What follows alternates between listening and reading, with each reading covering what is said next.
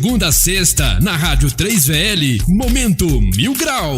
Momento Mil Grau. Terça-feira, às 6 da tarde, na 3VL, programa Direito em Foco. Apresentação, Isabela Gonçalves e Dr. José Geraldo de Moraes. Você é fã do CrossFit, mas não sabe onde fazer? Fique tranquilo, a Gladion Fitness está mais perto do que você imagina e apresenta os mais diversos exercícios da modalidade Cross e do treinamento funcional. Venha conhecer Rua Geralda Sudário, número 272, no bairro Monsenhor Horta, em Ibirité.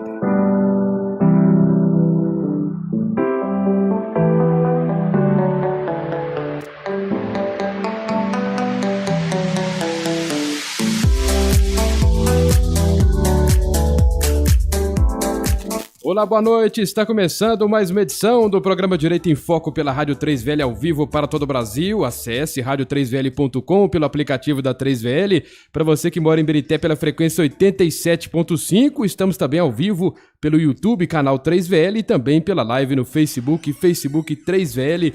Muito boa noite, nosso convidado Dr. Lisneide Brito e o nosso Dr. José Geraldo de Moraes. Uma ótima noite a vocês. Boa noite, Túlio. Boa noite aos ouvintes, aos internautas, ao doutor Lisney, que gentilmente atendeu o nosso pedido. Nós vamos falar hoje, Túlio, sobre um assunto meio espinhoso. Mal me pergunte, você tem quantos anos, Túlio? Eu tô com 33, viu? 33? Você sonha um dia em se aposentar, Túlio? Doutor José Geraldo, com essa situação toda aí, a cabeça fica dando um nó, viu? Eu tenho vontade, mas do jeito que tá aí, vamos ver. Tá meio esquisito, não tá? Mas é justamente isso. Com você, Túlio, os nossos ouvintes, internautas, eu tenho certeza absoluta que eles também estão apreensivos com essa nova proposta de mudança da Constituição no que se refere à Previdência Social.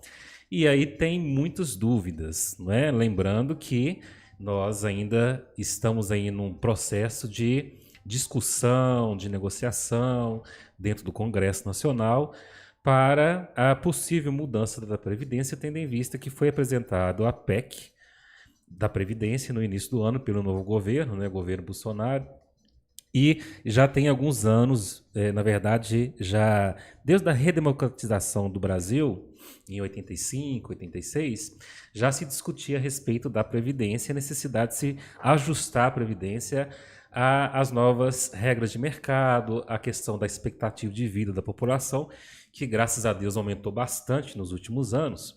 Então a quantidade de anos que as pessoas estão vivendo pós-aposentadoria já é muito grande, né? Então tem pessoas que vivem aí 20, 30 anos aposentadas e isso está causando um certo desequilíbrio. Não quer dizer que isso seja ruim, isso é ótimo, né? Isso mostra que as pessoas estão vivendo mais, que as pessoas estão mais preocupadas com a saúde, estão tendo mais acesso à saúde, à boa alimentação. Mas, se a gente for olhar de uma forma assim, mais clínica para a questão econômica do país, em especial o sistema previdenciário, não será possível esse sistema sobreviver com essa característica de ter tantas pessoas recebendo ao mesmo tempo tantos benefícios, né? O sistema, que é um sistema de repartição simples, ou seja, as pessoas que estão trabalhando são as pessoas que pagam salários de quem está aposentado. E já que a quantidade de pessoas idosas está aumentando gradativamente e a quantidade de crianças está diminuindo, pela característica natural do amadurecimento da população, vai causar um desequilíbrio, vai ter mais pessoas aposentadas do que pessoas trabalhando, como acontece em alguns países aí da Europa que já passaram por esse processo de transformação da população. Então, prevendo essa situação, o governo teve a coragem de criar a nova Previdência, essa perspectiva de mudança da Previdência.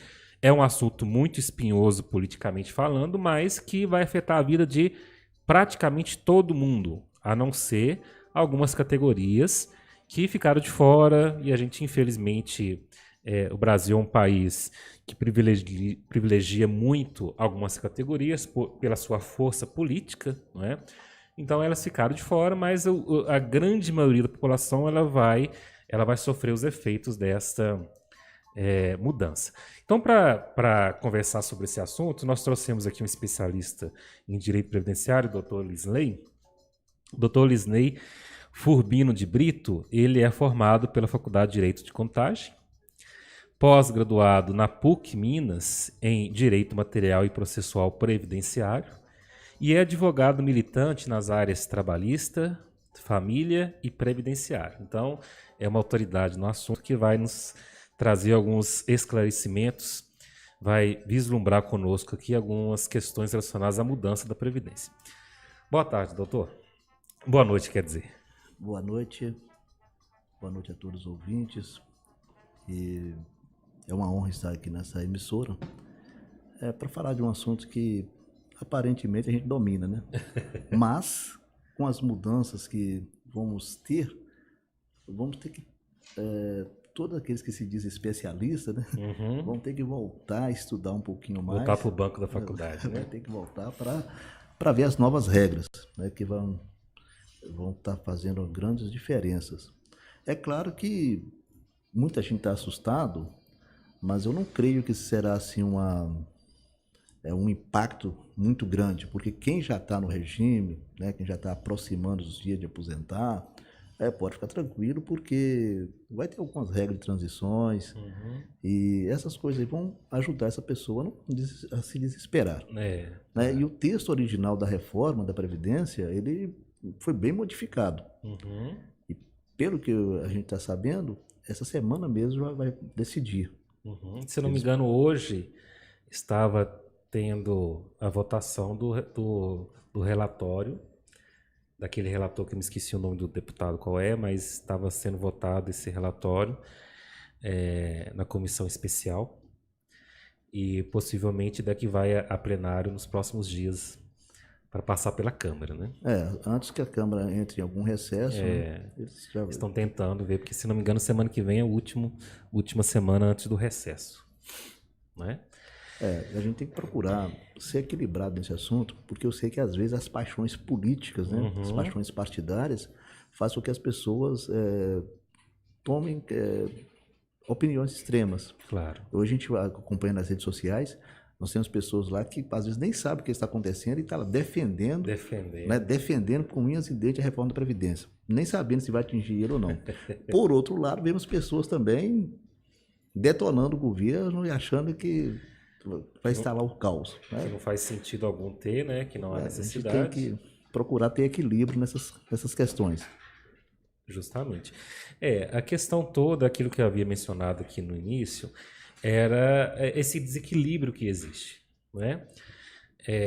Eu tenho minhas convicções, o senhor também deve ter suas convicções, né? Com certeza. Políticas, econômicas. Eu, inclusive, acho assim, que há necessidade de fazer a reforma em virtude da mudança do cenário populacional do Brasil, demográfico do Brasil. O Brasil está se tornando um país de transição, um país em que a quantidade de crianças está diminuindo, a quantidade de idosos está aumentando. Isso é um processo natural de um país em desenvolvimento. Inclusive, o Brasil é considerado um país emergente, que se iguala já muito à China, já se iguala muito à Rússia, à Índia, mas está caminhando lá para ser um país com moldes demográficos como os países europeus. Então, nesse processo de previdência de repartição simples, em que os trabalhadores na ativa pagam a aposentadoria de quem está aposentado, um dia vai quebrar, né? Não vai funcionar. E na verdade, sempre existe aquele medo de que possa acontecer uma mudança muito drástica na vida das pessoas. Então, para a gente começar a discutir as ideias de proposta de mudança, vamos falar o seguinte, olha, como que é hoje? Né? Então, como que é a aposentadoria o tempo de contribuição hoje? Hoje, a aposentadoria por tempo de contribuição é 35 anos para homem, 30 anos para mulher. Tem também o fator previdenciário. Sim. Porque pelo fator previdenciário, a pessoa aproveita melhor a aposentadoria, com valor melhor. Sim. E que seria atualmente 96 pontos para homens, 86 pontos para mulher.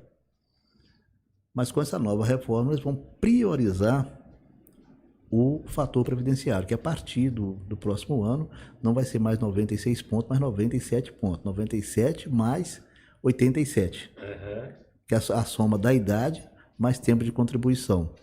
Este aí não vai, a reforma não vai mexer, vai continuar do jeito que está. Sim.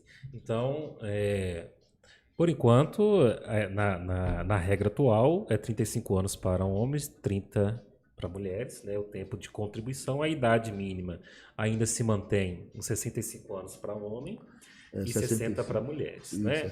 Aquela máxima que nós temos, né? Que a gente deve tratar os desiguais de forma desigual, na medida da sua desigualdade, porque as mulheres necessitam se aposentar mais cedo mesmo, tendo em vista a sua jornada de trabalho dupla. Né? Eu acho que isso que fomentou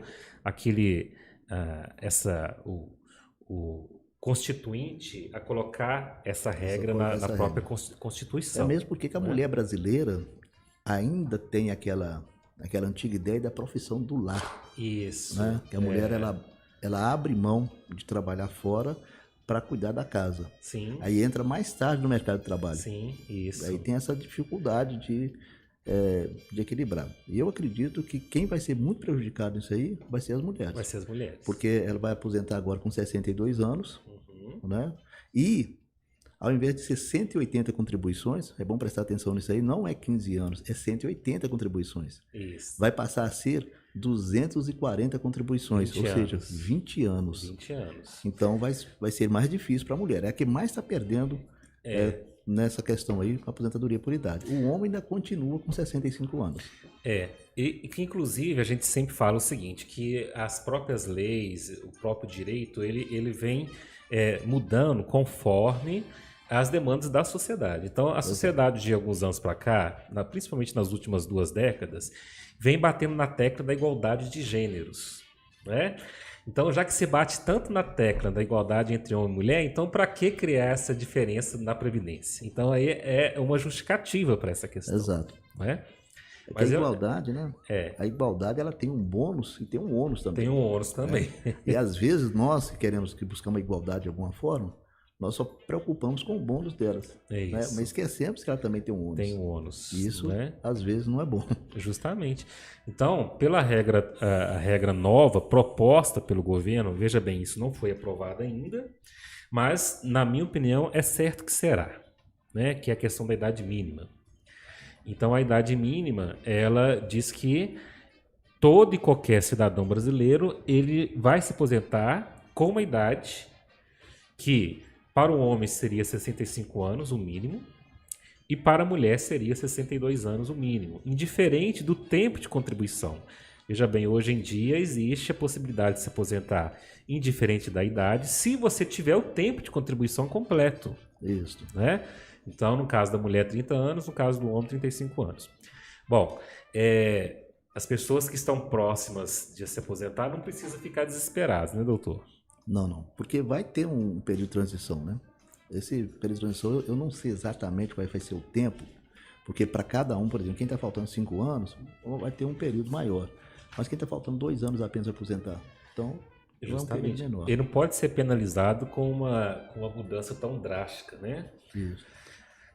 E existe uma ideia de se manter como regra de transição a questão da pontuação. Né?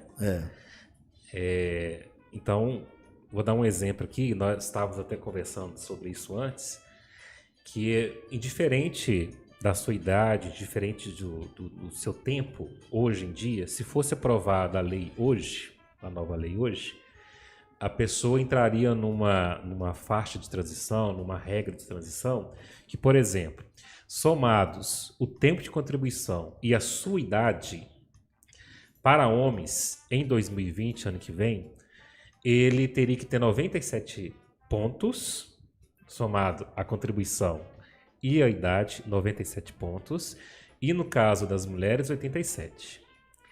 E aí, em 2021, já acrescentaria mais 98 para homens e 88 para mulheres. E em 22, mais até chegar no máximo, que seria 105 pontos para homem e 95 pontos para a mulher. Isso já em 2028. Aí essa fase de transição seria completada. Mas isso é uma proposta, né? É porque o projeto de lei está para ser votado, mas ele vai sofrer muitas emendas. Isso. Né? O processo legislativo ele tem essas nuances, né? Que o deputado ele oferece emenda, uma bancada oferece emendas, né? Depois é votado. E além de ser aprovado no Congresso, na Câmara dos Deputados, depois vai ter que passar pelo Senado. Isso. Depois, quase que o mesmo trâmite, né? O mesmo trâmite. Tem que ter um determinado número, né, de maioria. Né? A maioria absoluta. Como né? é PEC, né? É. PEC não pode ser uma maioria simples. Isso. Tem que ser absoluta. Absoluta. Né? Então, até chegar a ser aprovado. E um detalhe: o presidente não tem poder de veto nisso aí. Tá vendo? O presidente trabalha apenas para fazer as propostas por fora, mas ele não pode legislar sobre PEC, porque ele não é legislador constituinte. Justamente. Tem que deixar para depois. Então, é interessante a gente abordar esse assunto, doutor, porque as pessoas pensam, mas por que tem que passar pela Câmara, por que tem que passar pelo Senado, como que funciona esse trâmite, né? Por que é tão demorado, por que tem tanta discussão, por que ela passa por mudanças. E é interessante lembrar que a função do poder legislativo, e que nesse caso aí são os deputados e os senadores, né? É criar leis. Exato. O governo federal, ele não tem esse poder de criar leis. Ele cria decreto, medida provisória, mas isso é outra coisa, né? Ele tem essa exceção de legislador, mas a função primeira mesmo de legislar, de criar leis é o Congresso. Por isso que não pode mudar uma lei tão importante como essa, né? Mudar a Constituição, que é a lei máxima, por um mero decreto do presidente, senão viraria ditadura. De forma alguma. Não é? Né? Viraria ditadura. O interessante nisso aí é que as leis ordinárias, leis complementares, o presidente pode vetar uma lei. Né? Mas agora a PEC ele não pode vetar. Ele não pode vetar. Né? Ele não pode vetar porque ele não legisla, ele não pode legislar constitucionalmente. Isso aí é função exclusiva do Congresso Nacional. Isso. Então, a reforma ele tomou à frente, né? Não a pessoa do presidente, mas do ministro Paulo Guedes, né? Paulo Guedes da Economia, ele né? que tomou à frente disso aí. No início até fizeram aquela proposta de capitalização, que é o exemplo do Chile, mas o povo do Chile já demonstrou que não gostou disso, né? Tem até aposentados suicidando por isso. Justamente. Aí eu lembro que ele discutiu com alguns deputados, falou assim, vocês não querem que seja igual ao Chile, querem que seja igual à Venezuela? Bom, a Venezuela passa por uma crise política, uma crise econômica, mas a aposentadoria da Venezuela é a melhor. Assim, a previdência da Venezuela é a melhor da América do Sul. É mesmo? Tanto é que a Venezuela foi o primeiro país da América do Sul a instituir a aposentadoria com valor 100%. E, atualmente, os aposentados recebem um bônus do governo, um bônus para superar a crise.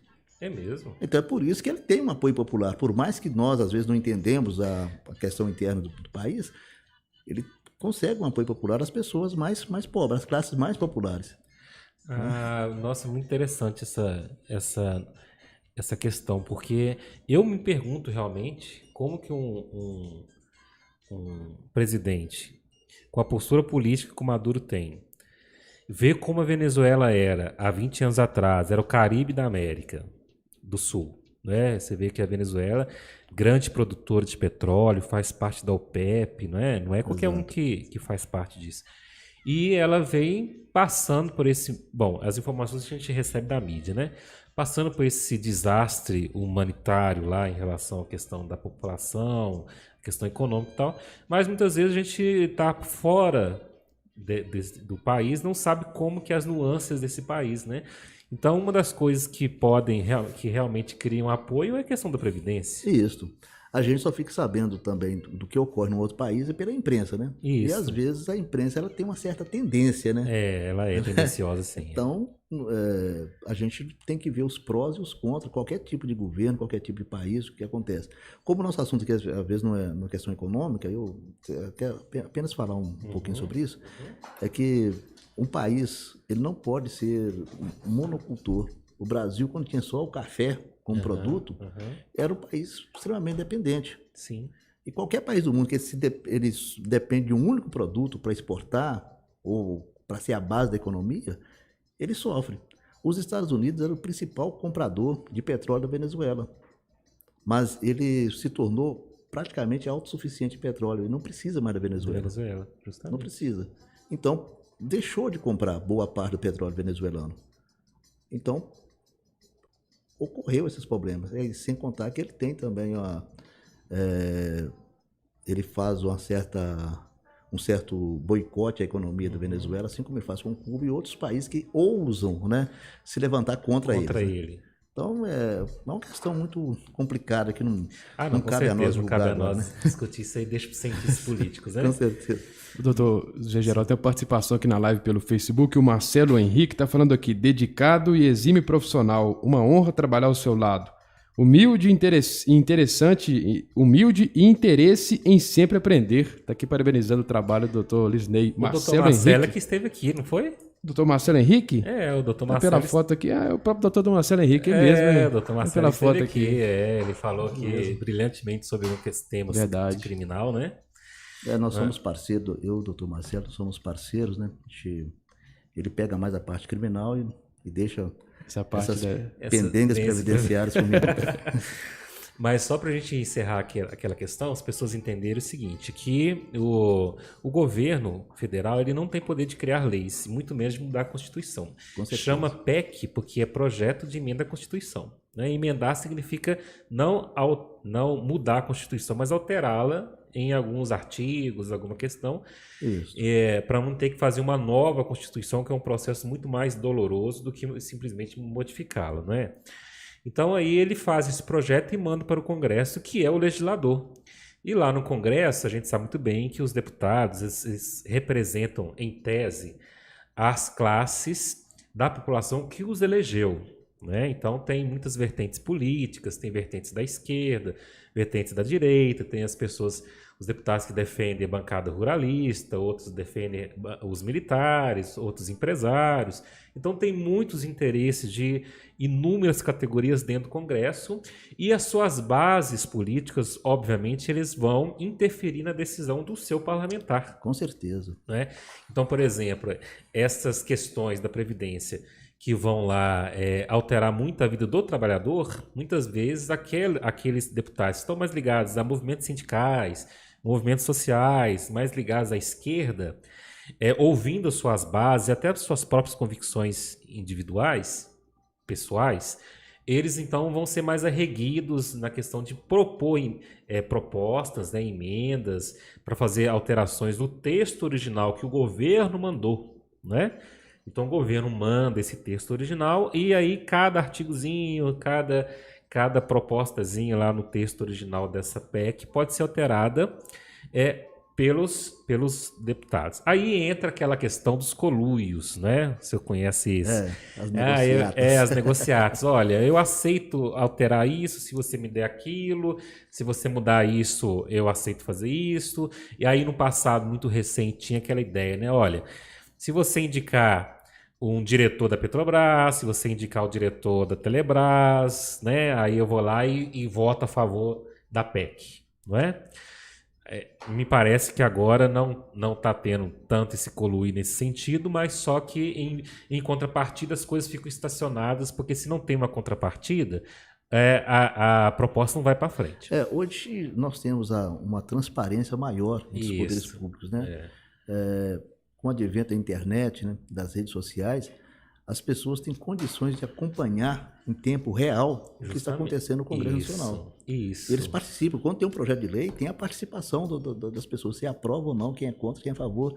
E, é claro, o parlamentar ele fica de olho do que as pessoas estão vendo dele. Uhum. Ele quer ser aprovado, porque ele tem as próximas eleições, inclusive as eleições municipais, né, muitos deputados são pré-candidatos a prefeitos, né? E eles estão preocupados com isso. Isso. Então ele isso mesmo. Tem que fazer alguma coisa, mas tem que ter apoio popular. Né? Porque senão depois ele vai ficar lá taxado como uma pessoa que destruiu a Previdência. Né? Então o ônus político é muito forte. Isso. Né? Eu gostaria também, doutor, de acrescentar que essa não é a primeira reforma da Previdência. Ah, sim. Mas nós tivemos, desde 1998, nós Foi tivemos uma grande reforma grande, no tempo do presidente Fernando Henrique, em 2013, né, ainda no governo Dilma. Inclusive, essa ideia de pontos, né? Foi criado nesse período. Começou no período do governo Dilma. Então, não é a primeira reforma na Previdência que está acontecendo, né? Então, teve muitos desvios de recursos na Previdência Social. É por isso que tem esse grande rombo. E claro que nós falamos, as grandes empresas estão devendo, né? Os grandes bancos devem a Previdência. Mas isso não é tudo. A gente sabe que desde a década de 60, que foi criado o INPS, eu lembro, né, que desviaram recursos do INPS para construir Itaipu. E não foi devolvido. Não. Então, o rombo, ele não começou ontem, não começou há 4 anos atrás, né, há 8 anos, começou há 40 anos atrás. Justamente. Isso historicamente é comprovado porque, inclusive, assim, quando foi criada a Previdência, era um modelo fantástico, né? Então, era como se fosse uma grande poupança em que era retirado dos trabalhadores, de todos os trabalhadores do Brasil era retirado, era colocado nessa poupança. Ainda não tinha tantos idosos para se aposentar. O Brasil era um país jovem. Era um país muito jovem, tinha muita força de trabalho, o país estava começando a se industrializar. E aí começou-se a criar um bolo de dinheiro absurdo nos cofres da Previdência. E aí quando veio o governo militar, e a gente sabe que o militar é meio megalomaníaco, né? Ele gosta de coisas grandes, faraônicas, aí começaram a fazer grandes obras, né? Ponte Rio-Niterói, se não me engano, foi naquela época, Itaipu foi, e outras obras incríveis. E da onde queria tirar esse dinheiro? Iria tirar da Previdência, porque o dinheiro estava lá parado, né? Com a expectativa, com a promessa de isso ser devolvido pelo Tesouro Nacional, na medida que, né, que ia se pagando as obras, né? E isso não aconteceu. Então, é muito injusto colocar a culpa do rombo da Previdência no trabalhador. O trabalhador não cria rombo nenhum. É o menos culpado. É o menos culpado e o que mais sofre, não é? Com certeza.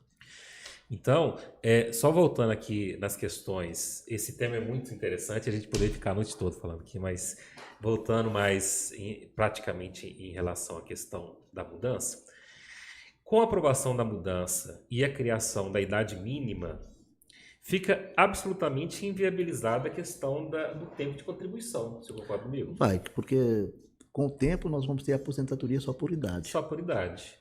Não vai ter mais contribuição, porque independente se a pessoa tem 30, 35, 40 anos de contribuição, mas se ela não tiver a idade mínima, não adianta nada. Não adianta. E, além disso aí, nós estamos tendo agora é bom falar sobre esse assunto, o pente fino da Previdência. Ah, sim. Ele começou em 2017, este ano encerrou uma etapa que ela estava chamando de volta os aposentados por invalidez. Sim. Chamando para fazer novas perícias. E é claro, eles correm nos escritórios da advocacia especializada buscando resolver o problema, porque o perito parece que ele é treinado a dizer, você está bom. Eu acho que tem uma meta para cumprir. Deve ser isso, não é? Né? E este ano tem outro pente fino. Esse pente fino deste ano é mais buscando aqueles aposentados que não fizeram declaração de vida. E o tema que o senhor levantou, falando sobre a questão da idade mínima, é exatamente isso aí. A ideia é acabar com a aposentadoria por tempo de contribuição. Que tem gente, eu vou falar eu pessoalmente, tem um primo que aposentou aos 45 anos de idade. Aí conheço muita gente. Aposentou, ele trabalhava na Uzi Minas, né? Entrou na Uzi Minas com 17 anos e pouco, não tinha completado 18 anos ainda. Aí completou 45 anos por causa insalubridade, da insalubridade, né? as coisas todas, ele conseguiu aposentar e está lá curtindo a aposentadoria dele, né? No gosto da sua juventude. Eu digo que a pessoa com 45 anos está bem jovem. Nossa, muito jovem. Então isso aí vai diminuir, vai acabar, não vai a pessoa mais aposentar por tempo de contribuição. Né? É justamente aquilo que nós havíamos falado no início, porque a quantidade de anos que as pessoas vivem pós-aposentadoria aumentou muito, né? Muito. Então, isso cria um desequilíbrio nessa balança. E ainda nós tivemos um outro problema, que é o problema da arrecadação. Porque se teve uma crise a partir de 2014, diminuiu bastante a quantidade de empregos. Com certeza. E da onde que é retirado a contribuição, na verdade, né? Da onde que é retirada daquilo que sustenta a Previdência? É do salário do trabalhador. Se o trabalhador não tem salário, da onde que vai? Que essa reforma, ela não está mexendo com a Lei 8.212, que é exatamente o custeio da Previdência. Ó. As empresas vão continuar pagando 20% da folha de pagamento. Sim. Não é 20% sobre o salário do que ela paga, é 20% sobre a folha de pagamento. O teto, o trabalhador vai continuar pagando uma porcentagem de 11%, máxima, né? Ou de 9%, né? Sobre o teto. Você ganha R$20 mil, ele só vai pagar sobre o teto. 5.800. A porcentagem de 5.800, 11% daquilo ali. Ele não vai pagar sobre 20 mil. Mas a empresa que assalaria ele continua pagando 20% desses 20 mil. Olha que interessante. Então, a Lei 8.212, que é a lei do custeio da Previdência, não vai ser mudada. Enquanto a Lei 8.213 vai ter grandes modificações, que é a Lei dos Benefícios. Olha que isso é importante para as pessoas entenderem. As empresas, elas têm um papel importantíssimo no financiamento da Previdência. Não é? Com certeza. Papel importantíssimo, porque elas, assim, se a gente for olhar teoricamente, elas pagam bem mais do que os próprios empregados. Muito mais. Muito mais que os empregados. Então, o papel delas... E aí vem aquela questão, se você tem um cenário de crise econômica, você afeta muito a arrecadação da Previdência, mas, em contrapartida, as pessoas continuam envelhecendo, as pessoas continuam necessitando de benefícios, né? Então, a Previdência ela precisa continuar concedendo os benefícios, mas a arrecadação vai só diminuindo em virtude do processo de crise econômica. Que também é um ciclo vicioso, porque o alto custo para se manter uma empresa gera crise também. Com certeza. Não é? Aí o que nós estávamos falando anteriormente, doutor? Primeiramente, antes de que houvesse uma reforma da Previdência, deveria haver uma reforma tributária, você concorda? Isso, eu concordo 100% com isso. Acredito eu que nós teríamos que ter, primeiro, uma ampla reforma de Estado para definir as competências. Isso. Né? Porque essas competências, tanto administrativa como legislativa, do Estado, do município e a União, no meu entendimento, são defasadas. E a reforma tributária seria a mãe de todas as reformas, a tributária, porque definiria as competências de arrecadação do município, do Estado e da União. E eu teria uma ideia, talvez um pouco maluca, né? Que deveria ter invertido. Ao invés da União ser a principal arrecadadora, o município que devia ser o principal arrecadador. E ao invés para os estados e municípios, deveria ser o município arrecadar e passar para o Estado e para a União. E nesse sentido, diminuiria a carga tributária. Acredito eu que quem produz né, não estaria pagando tanto impostos, mas paga tanto, e se ele deixar de pagar alguma coisa, deixar de arrecadar alguma coisa, falta para os entes da federação. Então, é importante a gente estar falando sobre essas questões de custeio da Previdência, porque é importante a gente deixar bem claro para o ouvinte, para o internauta, que um dos grandes problemas que fomentam essa mudança da Previdência é justamente o seu custeio. Mas o seu custeio não está relacionado à arrecadação do pobre coitado lá, do trabalhador, mas está relacionado a esse modelo que não é interessante, não é eficiente de arrecadação da própria Previdência, está relacionado à inadimplência de grandes conglomerados industriais, né, de grandes devedores da Previdência. Está relacionado à grande quantidade de fraudes que ainda existe na Previdência. Né? Então, assim, tem um caso muito, muito interessante que eu vi no jornal, que era uma enfermeira que estava aposentada por invalidez. E ela, sendo enfermeira, ela foi participar daquele pente fino lá da Previdência, na perícia com o médico perito. E no meio da perícia, ela falou com o médico assim, olha, vai demorar muito que eu estou em plantão. Ela estava claramente fraudando. Né? Ela estava claramente fraudando, né? Então, além dela, eu até acho o seguinte, acho que além dela perder o benefício, ela deveria ser processada. Com certeza. Não é? Deveria ser processada e condenada à devolução de tudo que recebeu, porque aí existe uma fraude aqui, né? Existe pessoas... Claramente. claramente que podem trabalhar, que estavam aposentados por invalidez ou com auxílio-doença, prejudicando aquelas pessoas que verdadeiramente necessitavam, porque não tinha dinheiro. E aí, muitas vezes as pessoas criticam o pente fino da Previdência, mas às vezes é necessário. Com certeza. Né? É necessário. E, além disso tudo, tem a questão das categorias, né? Do servidor público, as categorias militares, categorias ligadas à polícia, que, por ser um regime especial de previdência, não tem a questão do teto. Né? Então, um servidor público, por exemplo, que tem um salário de 30 mil reais, ele aposenta com 30 mil reais. Né? Militar, por exemplo, ele é promovido no momento que ele é aposentado. Então, ele passa a ganhar mais quando ele é aposentado. Aumenta o salário Aumenta o salário dele. Então, assim, vai na contramão da necessidade do país. Então, como que você resolve a questão do déficit? Você resolve diminuindo todas as questões que nós falamos aqui, além dos privilégios, né? Agora, uma outra questão importante também é a acumulação do benefício da aposentadoria por tempo ou por idade e a pensão por morte. Isso é interessante. Como nós até discutimos antes, vai ser progressiva, né? Progressiva. A pessoa que é aposentada e recebe pensão, ela vai ter que optar pelo valor maior, mais vantajoso para ela, valor maior. E aquele valor que ela vai continuar recebendo, ele vai diminuindo progressivamente. Até zerar um dia. Até zerar. Sim. Não é claro, se a pessoa morrer antes, né? Não vai, né? E é bom salientar que desde 2014, né, que nós já temos a mudança na pensão por morte. Né? A pessoa, dependendo do tempo que a pessoa é casada, dependendo da idade dela. Né? A pessoa, inclusive, até eu salientar aqui que a Prefeitura de Contagem, que tem a Previdência própria, a Previcon, um mês depois que foi mudado o regime geral, ela mudou lá para o servidor também. Fez a mesma mudança. A Prefeitura de Betim também acompanhou. Eu não sei como funciona Ibirité. A Ibirité tem um instituto próprio também. Tem, né?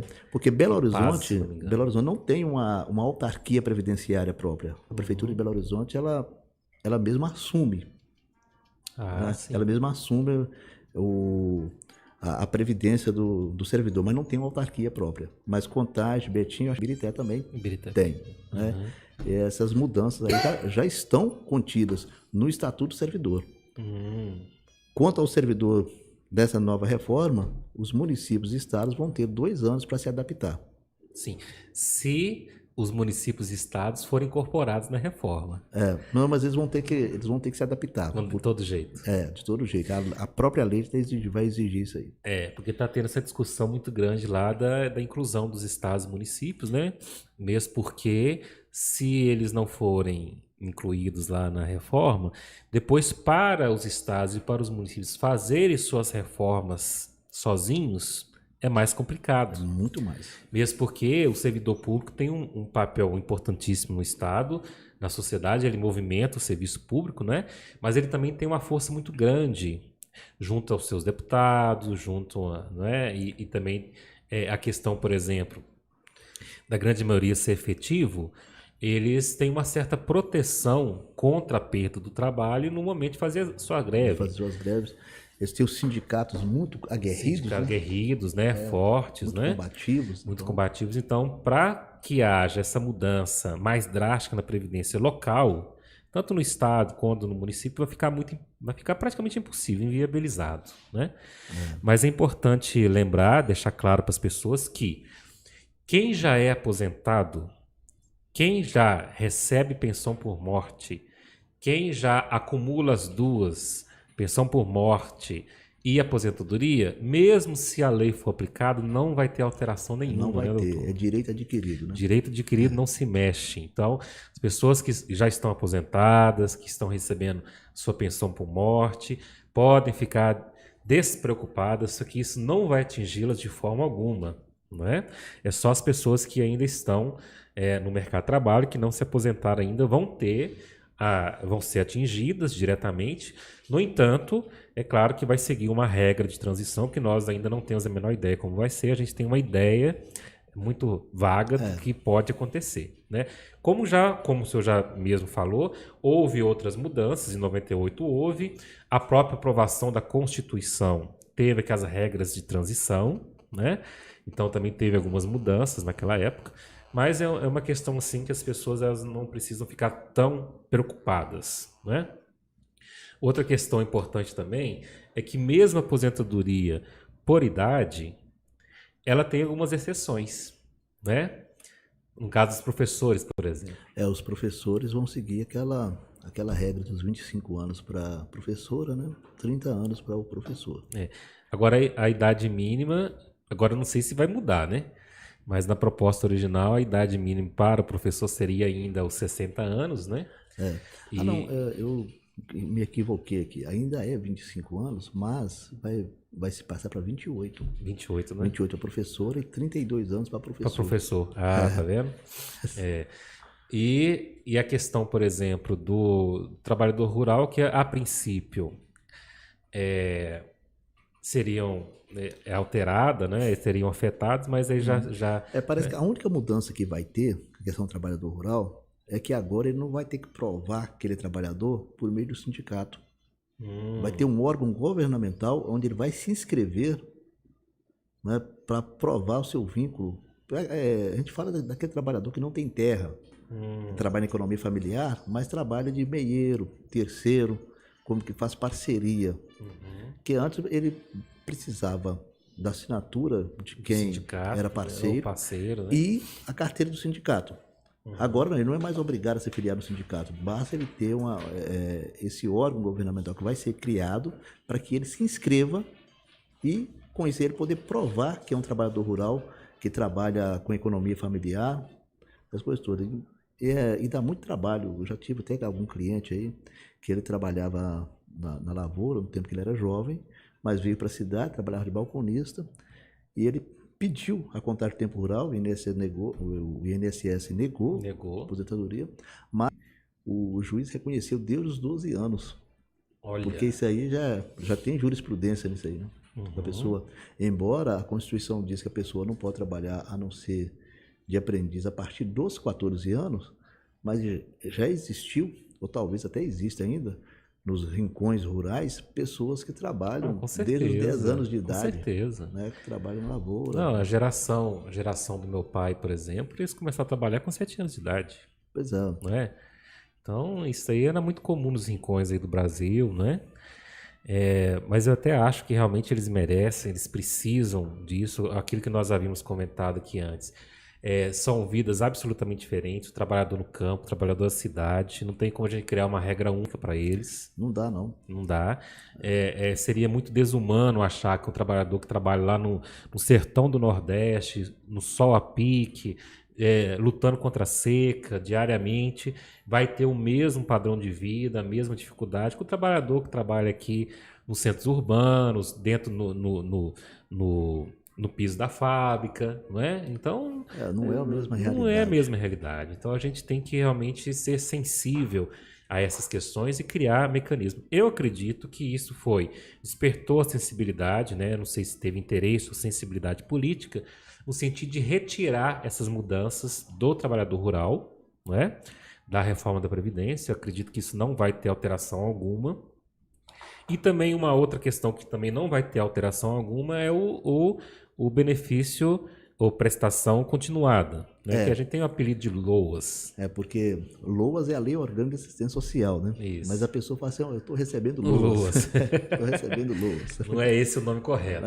O correto seria o benefício de prestação continuadas da Lei Orgânica de Assistência Social. Eles falam, como nós gostamos de fazer siglas para tudo, né? Tudo no Brasil. Aí nós colocamos BPC LOAS.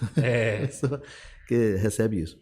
A proposta inicial era que o valor que a pessoa ia receber seria de R$400, né? Não seria um salário mínimo. Aliás, não ia ser nem mesmo meio salário mínimo. Mas isso aí já foi retirado do projeto já, porque realmente é uma coisa desumana, né, Túlio? Doutor Lisney, doutor José Geraldo, Ronaldo Fonseca está perguntando: se a reforma passar antes que eu me aposente, perco o direito à pensão que recebo? E a pensão que ele recebe é Ele recebe pensão por morte? Me parece que sim. Com certeza, né? Aqui, se a reforma passar antes que eu me aposente, perco o direito à pensão que recebo? Não. A pensão que ele recebe, ele não perde, né, doutor? Não, perde não. O que vai acontecer é que na hora que ele se aposentar, após a aprovação da reforma, ele vai ter que escolher qual o benefício mais vantajoso, e aquele benefício que é menos vantajoso vai acontecer uma diminuição progressiva. Bom.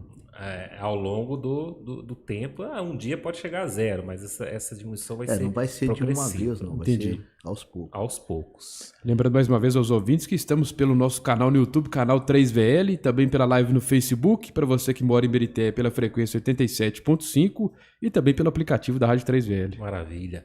Uma outra questão importante, doutor, é a questão do valor do benefício, né?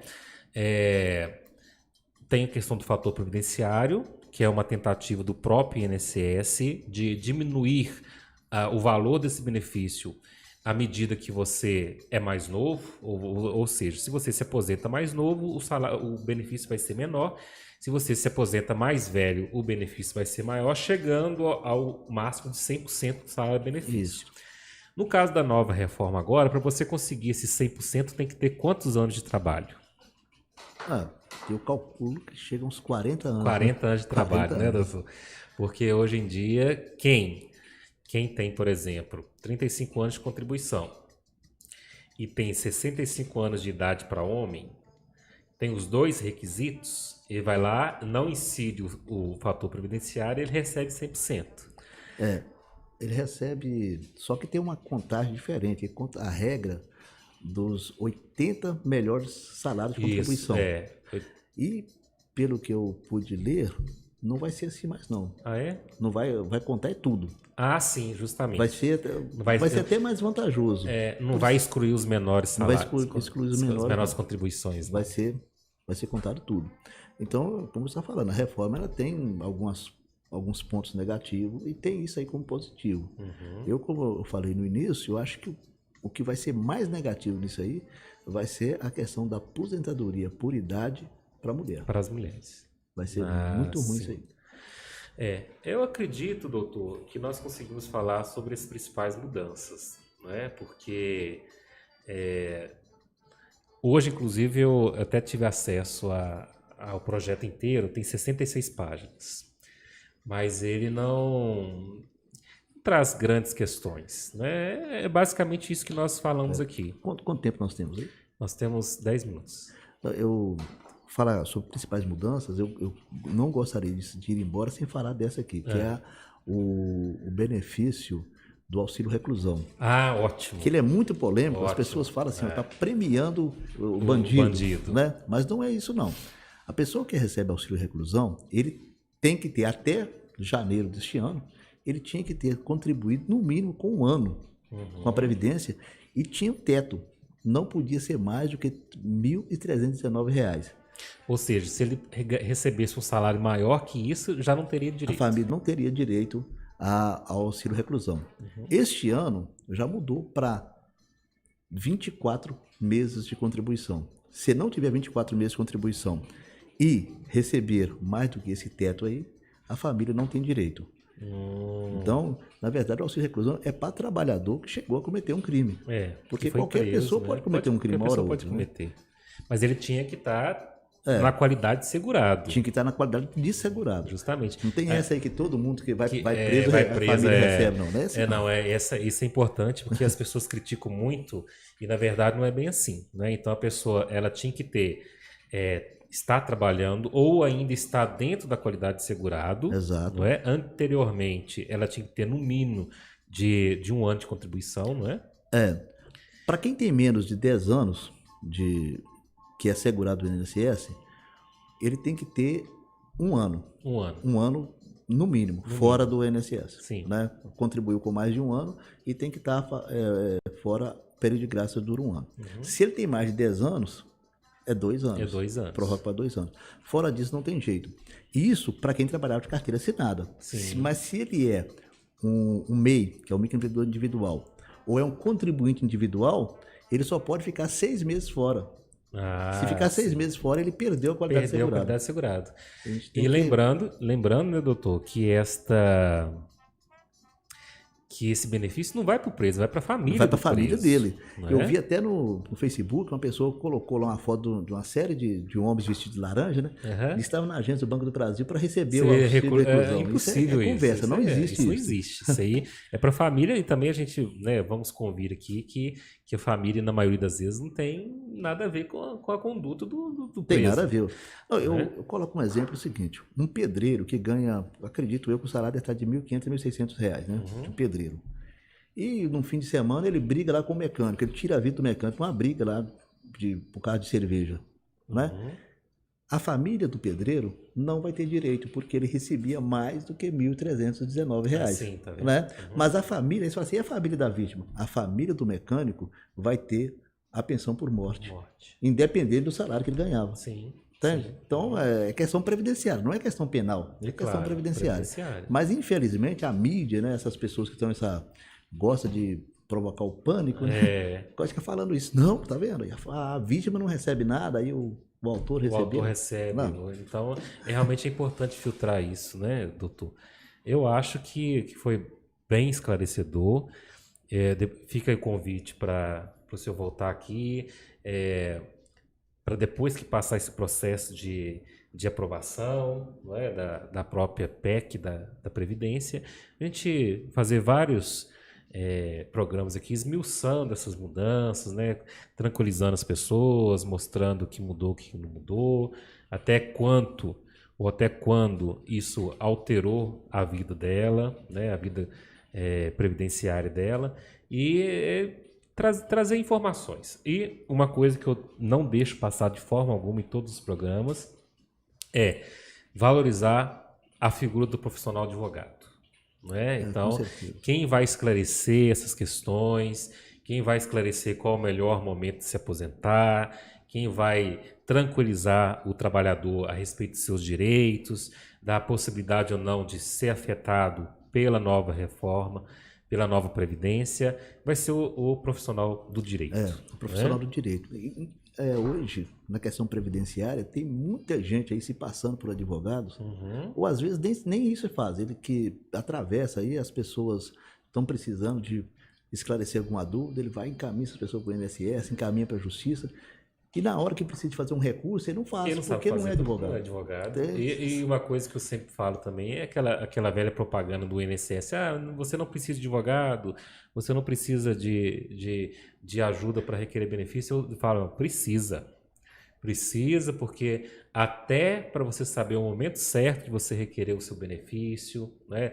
Principalmente para ver se é vantajoso ou não, para saber se está correto ou não, porque tem indeferimentos do INSS que nós levamos para a justiça e nós ganhamos. Eu já ganhei várias causas. Não é assim? Então quer dizer que o INSS ele tem a sua interpretação própria da lei e faz daquilo que ele acha que é certo. Hoje em dia, o INSS se baseia muito na Instrução Normativa 77, né? Enquanto nós baseamos na lei. Na lei, justamente. É a nossa questão que é a lei.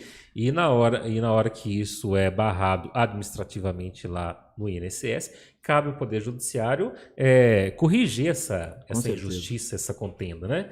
E aí, tanto no processo administrativo lá no INSS, para instruir adequadamente o processo administrativo e o acompanhamento, como e principalmente na esfera judicial, né? O advogado, o profissional do direito, ele tem que estar presente sim. As pessoas têm que entender que a presença do advogado na sociedade é importantíssima e que ele vai evitar uma série de dores de cabeça, com certeza, para essa pessoa no futuro. Isso em qualquer área, não é só na previdenciária, não. Em várias áreas aí, o advogado qualquer área. Muito importante. E aí, só para a gente encerrar nosso papo aqui, um papo muito bacana, eu gostaria que o senhor falasse um pouquinho do seu escritório, o que o senhor trabalha lá, falasse um pouquinho da sua atuação no mercado.